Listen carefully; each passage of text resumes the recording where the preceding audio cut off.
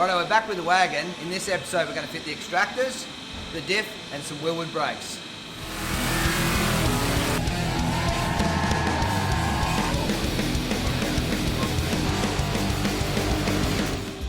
Righto, we're going to fit the extractors. Before we do that, engine and transmission out, we have to remove a couple of things to make it easy for fitment, so I'll run you through it. A couple of things that you're not going to need, obviously, for an automatic is a clutch pedal. So we've got Matty under the dash under there. Remove the return spring, clutch pedal out, one less item. It's going to have to be taken out anyway, so we'll remove the clutch out of it. Perfect. How you going in there, Matt? Lovely. Lovely. It's obviously being automatic, your clutch pedal's going to come out. So leave the pedal box in there, just the pedal off. We're not going to need it, give you a little bit more room.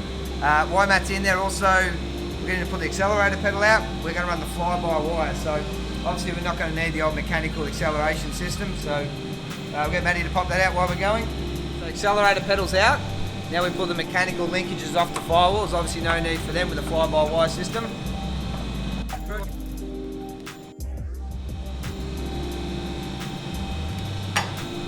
So this stuff here, throw it straight in the bin. Righto, so clutch pedal's out, rat trap's been removed. The only thing is we have the rat trap support bolt, which will get in the way when fitting extractors down the driver's side. So we scroll down here. This is our little issue here. So remove the steering box, tap it out, refit the steering box.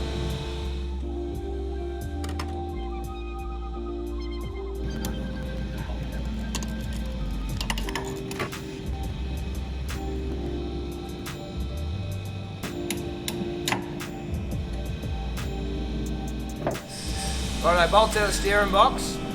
We've refitted the steering box as per factory, so guys, make sure you do everything back up nice and tight. It shouldn't be able to stay the way it is.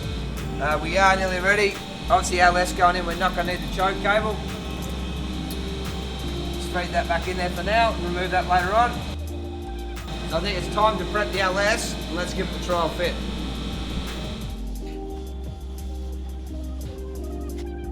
Alright, time to trial fit the extractors. Always fit the driver's side first. The passenger side falls in. It's really easy to do once everything's bolted up. So we've undone the engine mounts. We've rotated the engine mounts up again to give us a little bit extra room. Craig is removing the alternator. If we remove the alternator, we can swing the engine all the way across the chassis rail. Once it's across the chassis rail, we should be able to slide this extractor down from the top, nip it up, refit the mounts, and we'll check fitment.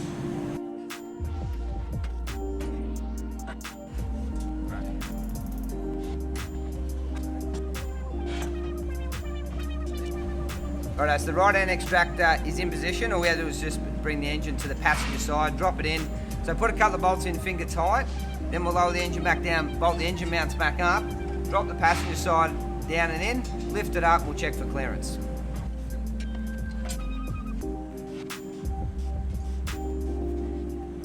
Alright, extractors are fitted up, they fit really well. Just one thing to be mindful of, there is a sensor behind the starter motor. It will need to be rotated. So a 13mm spanner or socket, just back it off, slight rotate, gently nip it back up, and you'll be able to fit the plug. Right, the engine trans is bolted up. We've got the extractors on now. We've had the car in the air. We've checked for clearance, it's really good. So we've lowered the car down.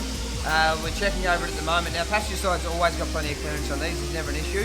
Driver's side can be a little bit tight. There's a lot more going on the driver's side. So an easy way to check, we just use the old big biro. It's in the toolbox. Now, if it's got plenty of clearance going around, you normally won't have an issue. So quickly run around and just have a small check.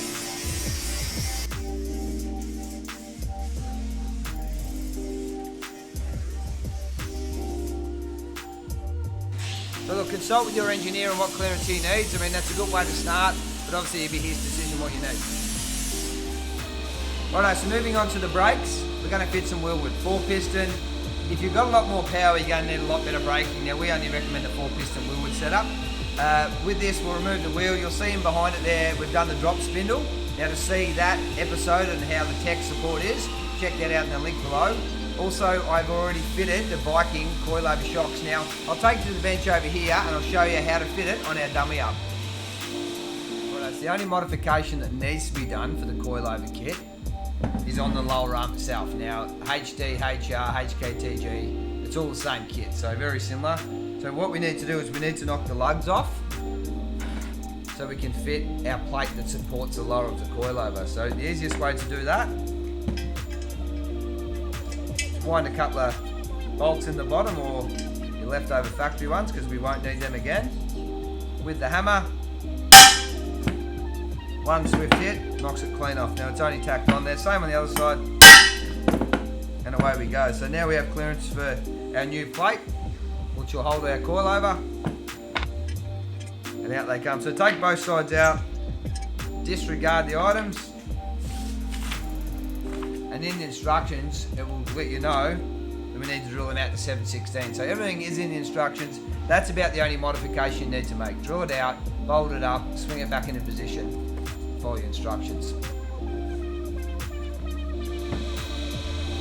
Righto, now it's time to do the brakes.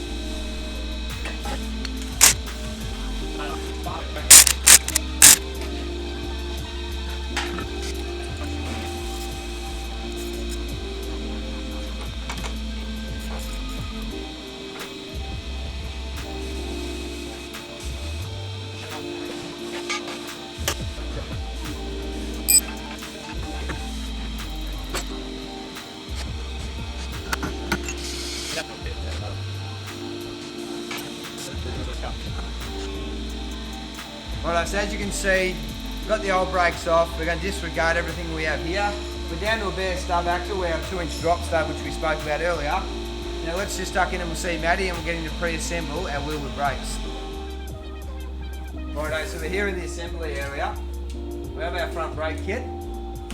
We'll just open it up. The most important thing I want to show you is the instructions, guys. It gives you a step-by-step, lays out exploded view of how to assemble your brakes. It gives you torque settings and a lot more, but the most important part of the kit, read it twice, read it 3 times, then assemble it. So I'll shoot you over to Matt. Matt will run you through how to set it up. We'll get it onto the car, we'll get these brakes working.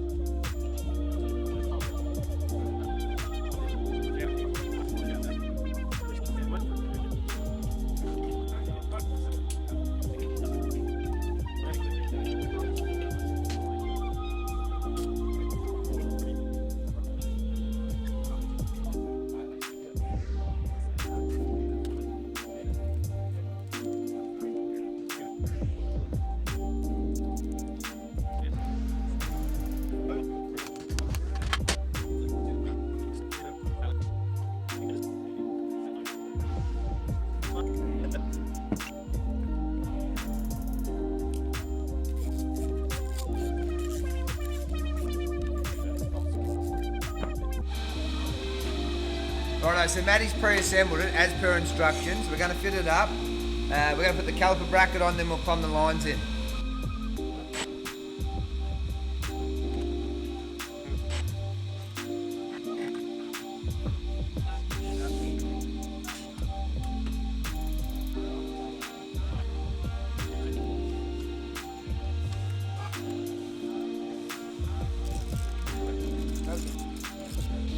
Righto, we also supplied the rod shop an ADR approved brake line.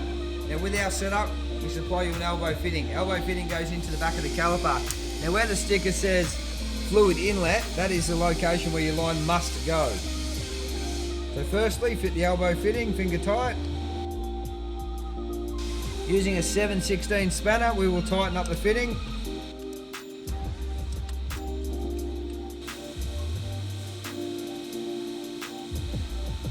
Righto, so we point the angle fitting in the same direction as the factory brake line came out. Feeding the new brake line in the same location as the factory. We'll gently fit it up to our elbow fitting. Then we'll turn the wheel around and we'll fit the other end. Right, here we are with our 9-inch diff. Now I'm going to assemble this shortly, and then after that we'll fit it to the car. So along the way I'll give you a few handy hints when you're fitting your 9-inch. If you'd like to see one of these being assembled here at the rod shop, check the link below. There is a video of me and Barry assembling one.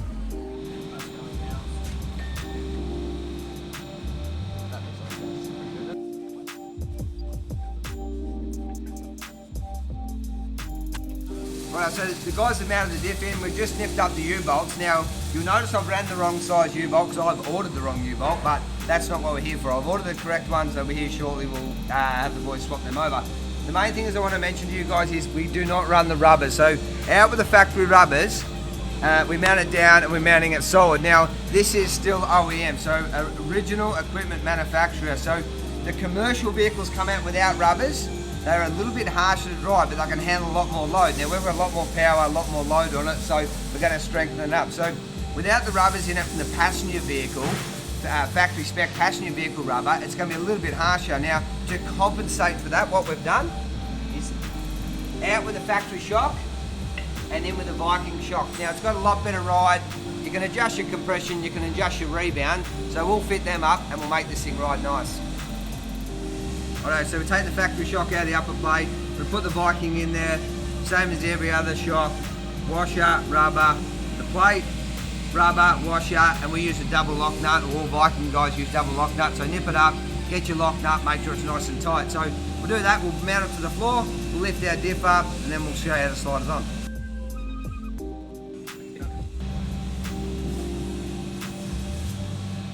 Alright, so we've mounted up top. Now we're going to fit the shock down to the lower hanger. Now supplied 5mm spacer, so we slide that on first.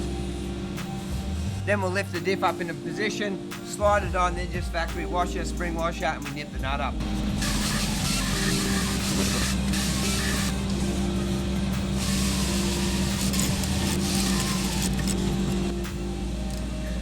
So now I've tightened that up without a spring washer because I couldn't quite get it back in enough thread on. So a little trick at home then, if the rubber's not sliding well enough back, if you just nip the nut up, tighten it up without the spring, back him off, get everything settled in position, then we'll nip it back up with the spring washer on it.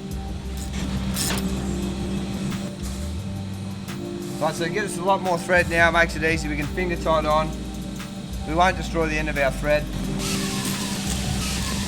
Alright, so we're all done up, we're nice and firm. Release it, we'll repeat that, throw that on the other side and we're looking good. Viking shocks are on, Wilwood brakes are on. Now that'll be a wrap for this episode. Don't forget to subscribe to us on YouTube and thanks for watching.